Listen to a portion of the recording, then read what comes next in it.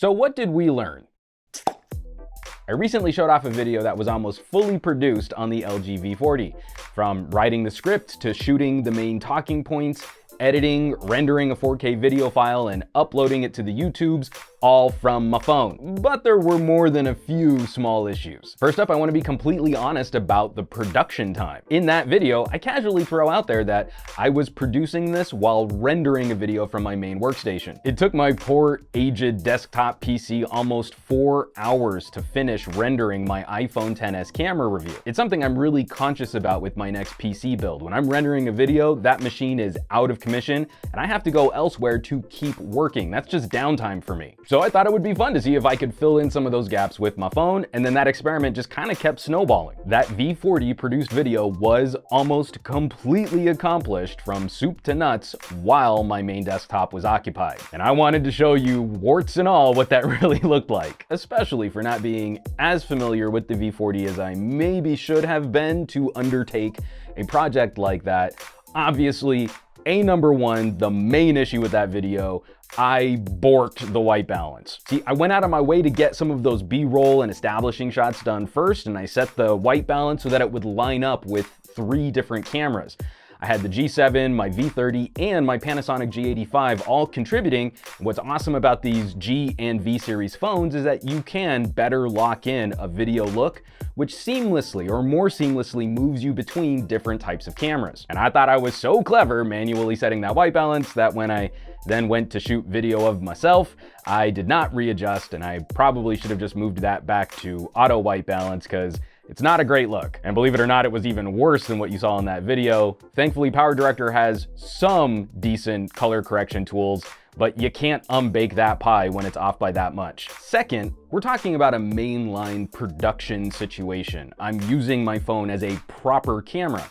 Now, when I'm out shooting trade shows and conventions and I can get away with a little bit more of a vloggy look, that's totally cool. You can get away with a slightly dirtier frame or a shakier frame depending on how you're setting up your camera. But I was locking this off in my office and I wanted it to look at least somewhat like my other vlog style review videos. It's really difficult to set that up when you don't have some kind of monitor you can reference.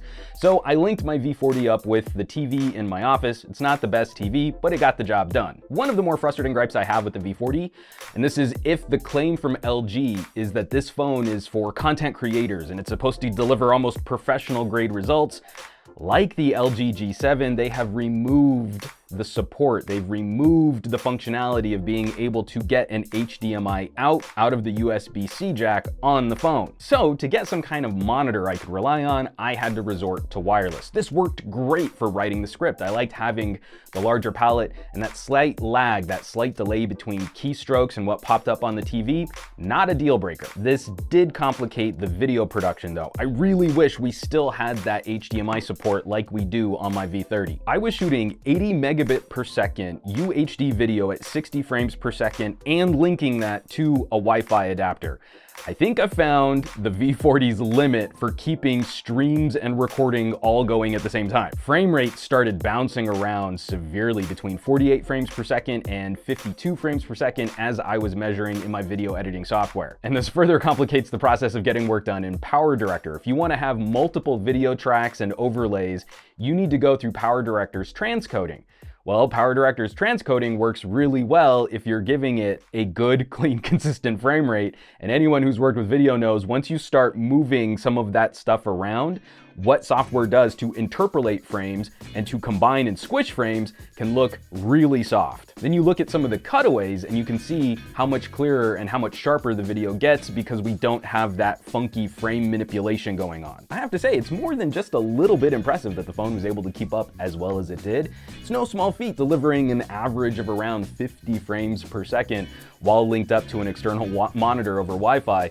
That is pretty cool. It just doesn't really land us the type of professional grade connection, the kind of professional grade output that we really need to rely on. But because I didn't feel I was doing the V40 justice, when I sat down to really plan out this response video, a response to my own video, I thought, let's really show what this phone is capable of doing. So why I'm not holding up my V40 like a prop right now is because we're actually shooting this video on the V40, and I'm going to edit this on my desktop PC to make sure that we can get the cleanest representation of what video looks like from this phone. And ultimately, I arrive at a very happy conclusion. This stuff works. If I were in a sink or swim, live or die situation, not only could I pull off something with my phone, I'm pretty confident that with that practice, with that experience, I could achieve very high quality results. And we can move some of these pieces around very organically when you're shooting and editing from the same device. Like if I'm at a trade show with my camera and my laptop, I lose time in file management, moving files over from a camera to a computer,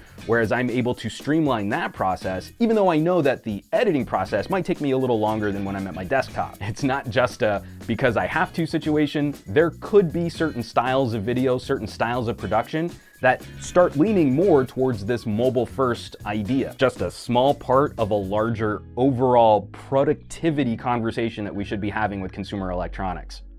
Something I've really been striking out in earnest since CES last year, where I covered most of the show from my LG V30. Almost everything was done through this phone, and I didn't even bother traveling with a laptop. We can really do this, and that's awesome. As always, folks, thanks so much for watching. I'm definitely going to be digging deeper into the LG V40, but like I said, this is part of a broader conversation about what do we really get out of our phones, and I'm really excited about some upcoming showdowns and comparisons against other top-tier flagship products also making big claims about you getting your work done. If you'd like to see what these gadgets can really do, what these camera and audio features are really capable of, head on over to patreon.com/SomeGadgetGuy. That's the exclusive home to all of my camera and audio deep dive reviews. It's becoming a really fun community of like-minded tech pals.